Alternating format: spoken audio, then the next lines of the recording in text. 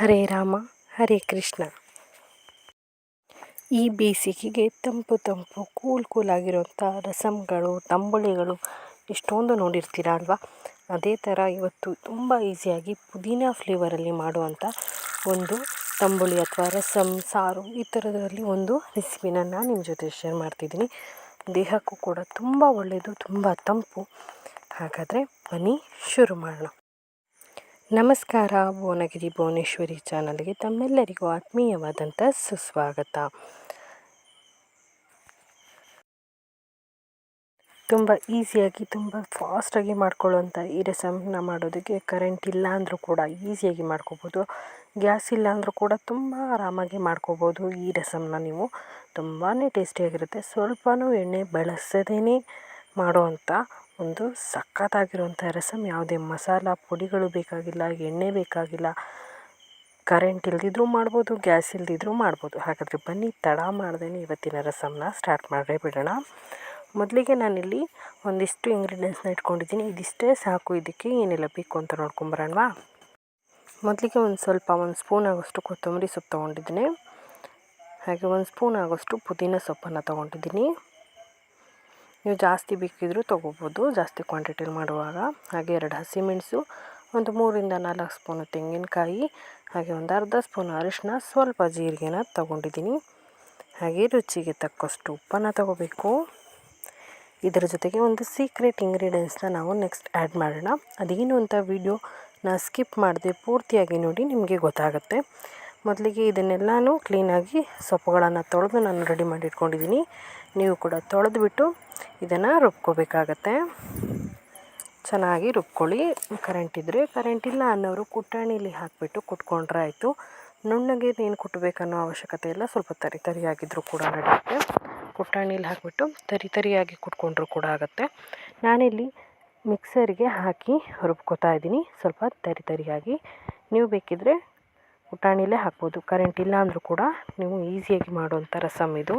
ತುಂಬಾ ಕ್ವಿಕ್ಕಾಗುತ್ತೆ, ತುಂಬಾ ಸ್ಪೀಡಾಗಿ ಮಾಡ್ಕೋಬೋದು. ಗ್ಯಾಸ್ಗಂತೂ ಬಳಸೋದೇ ಬೇಕಾಗಿಲ್ಲ. ಈಗ ನೋಡಿ ರುಬ್ಕೊಂಡು ಬಂದಿದ್ದೀನಿ. ನೋಡಿ ಈ ಥರ ರುಬ್ಕೊಂಡಿದ್ದೀನಿ ಸ್ವಲ್ಪ. ಈಗ ಇದಕ್ಕೆ ಒಂದು ಸಣ್ಣ ಸ್ಪೂನ್ ಆಗೋಷ್ಟು ಹಸಿ ಶುಂಠಿಯನ್ನು ಹಾಕ್ಕೊಂಡಿದ್ದೀನಿ, ಒಂದು ಅರ್ಧ ಇಂಚ್ ಆಗೋಷ್ಟು.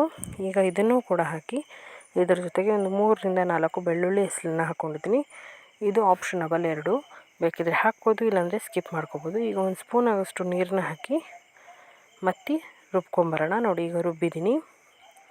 ನೀವು ಜಜ್ಕೊಳ್ಳುವಾಗಲೂ ಅಷ್ಟೇ ಅರ್ಧನಷ್ಟು ನೈಸ್ ಮಾಡಿಕೊಂಡೆ ಇದನ್ನು ನೀವು ಹಾಕಿ ಜಜ್ಕೋಬೇಕಾಗುತ್ತೆ. ಈಗ ಇದನ್ನೆಲ್ಲವನ್ನು ಸೇರಿ ಒಂದು ಪಾತ್ರೆಗೆ ಹಾಕ್ಕೊಳ್ಳೋಣ. ಈಗ ಇದಕ್ಕೆ ನಾನು ಹೇಳಿದಂಥ ಸೀಕ್ರೆಟ್ ಇಂಗ್ರೀಡಿಯೆಂಟ್ಸ್ನ ಹಾಕ್ಕೋಬೇಕು ಫ್ರೆಂಡ್ಸ್. ಅದೇನಪ್ಪ ಅಂತ ವಿಡಿಯೋನ ಸ್ಕಿಪ್ ಮಾಡದೆ ಪೂರ್ತಿ ನೋಡಿದವ್ರೆ ನಿಮಗೆ ಗೊತ್ತಾಗುತ್ತೆ. ಈಗ ಇದನ್ನು ತೊಳೆದ್ಬಿಟ್ಟು ಹಾಕ್ಕೊಳ್ಳೋಣ ಜಾರನ್ನು.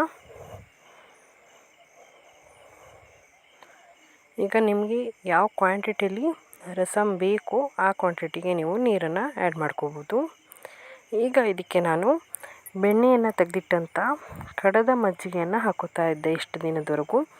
ಈ ಸಲ ನಾನು ಸ್ವಲ್ಪ ಹೆಪ್ಪಗಟ್ಟಿರುವಂಥ ಮೊಸರನ್ನೇ ಹಾಕ್ತಾಯಿದ್ದೇನೆ. ನೀವು ಬೇಕಿದ್ದರೆ ಮಜ್ಜಿಗೆ ಕೂಡ ಯೂಸ್ ಮಾಡ್ಬೋದು, ಆದರೆ ಮೊಸರು ಹಾಕಿದ್ರೆ ಫ್ರೆಂಡ್ಸ್ ತುಂಬಾ ರುಚಿಯಾಗಿರುತ್ತೆ, ತುಂಬಾ ಟೇಸ್ಟಿಯಾಗಿ ಕೂಡ ಆಗುತ್ತೆ. ಜೊತೆಗೆ ಈ ಬೇಸಿಗೆಗಂತೂ ತುಂಬಾ ಹೆಲ್ದಿಯಾಗಿರುವಂಥ ಒಂದು ರಸಮ್ ಆಗಿರುತ್ತೆ. ತುಂಬಾ ಆರೋಗ್ಯಕ್ಕೂ ಕೂಡ ತುಂಬಾ ಒಳ್ಳೆಯದು, ಹಾಗೆ ತುಂಬಾ ರುಚಿಯಾಗಿ ಇರುವಂಥ ಆಗಿರುತ್ತೆ. ಈಗ ನಾನು ಹುಳಿ ನೋಡಿಕೊಂಡು ಇನ್ನೊಂದು ಸ್ವಲ್ಪ ನೀರು ಹಾಕ್ಕೊಂಡಿದ್ದೀನಿ. ಹಾಗೆ ಒಂಚೂರು ಉಪ್ಪನ್ನು ಹಾಕ್ಕೊಂಡಿದ್ದೀನಿ. ಹಾಗೆ ಸ್ವಲ್ಪ ಕೊತ್ತಂಬರಿ ಸೊಪ್ಪನ್ನು ಮೇಲಿಂದ ಹಾಕೋತಾ ಇದ್ದೀನಿ ಕಟ್ ಮಾಡಿಬಿಟ್ಟು. ನೋಡಿದ್ರಲ್ಲ ಫ್ರೆಂಡ್ಸ್, ಎಷ್ಟು ಈಸಿಯಾಗಿ ಈ ತಂಬುಳಿ ಅಥವಾ ಈ ರಸಮ್ ರೆಸಿಪಿನ ಮಾಡೋದು ಅಂತ. ಕರೆಂಟ್ ಇಲ್ದಿದ್ರೂ ಕೂಡ ಇದನ್ನೆಲ್ಲ ಕುಟ್ಬಿಟ್ಟು ಹಾಕಿ ಮಾಡ್ಕೋಬೋದು. ಗ್ಯಾಸ್ ಅಂತೂ ಒಂದು ಪಾಯಿಂಟಷ್ಟು ಕೂಡ ನೀವು ಯೂಸ್ ಮಾಡೋ ಅವಶ್ಯಕತೆಯೇ ಇಲ್ಲ. 0% ಗ್ಯಾಸ್ ಯೂಸ್ ಮಾಡಿ ಮಾಡ್ಬೋದು ಈ ರಸಮ್ನ. ತುಂಬಾ ಈಸಿ ಆಗುತ್ತೆ. ಜೊತೆಗೆ ಎಣ್ಣೆ ಅಂತೂ ಸ್ವಲ್ಪನೂ ನಾವು ಇದಕ್ಕೆ ಬಳಸೇ ಇಲ್ಲ. ಒಗ್ಗರಣೆ ಅವಶ್ಯಕತೆ ಕೂಡ ಇರೋದಿಲ್ಲ. ನೋಡಿದ್ರಲ್ಲ ಫ್ರೆಂಡ್ಸ್, ಎಷ್ಟು ಈಸಿಯಾಗಿ ಈ ತಂಬುಳಿನ ಮಾಡ್ಬೋದು ಅಥವಾ ಈ ರಸಮ್ನ ಮಾಡ್ಬೋದು ಅಂತ. ಈ ರೆಸಿಪಿ ನಿಮಗೆ ಇಷ್ಟ ಆಗಿದರೆ ಪ್ಲೀಸ್ ಒಂದು ಲೈಕ್ ಮಾಡಿ, ಶೇರ್ ಮಾಡಿ, ಹಾಗೆ ಕಮೆಂಟ್ ಮಾಡಿ. ತಪ್ಪದೇ ನಮ್ಮ ಚಾನಲ್ನ ಸಬ್ಸ್ಕ್ರೈಬ್ ಮಾಡಿ. ಇನ್ನೊಂದು ಹೊಸ ಅಡುಗೆ ಜೊತೆ ಮತ್ತೆ ಸಿಗ್ತೀನಿ. ಅಲ್ಲಿವರೆಗೂ keep watching Bhuvanagiri Bhuvaneshwari channel.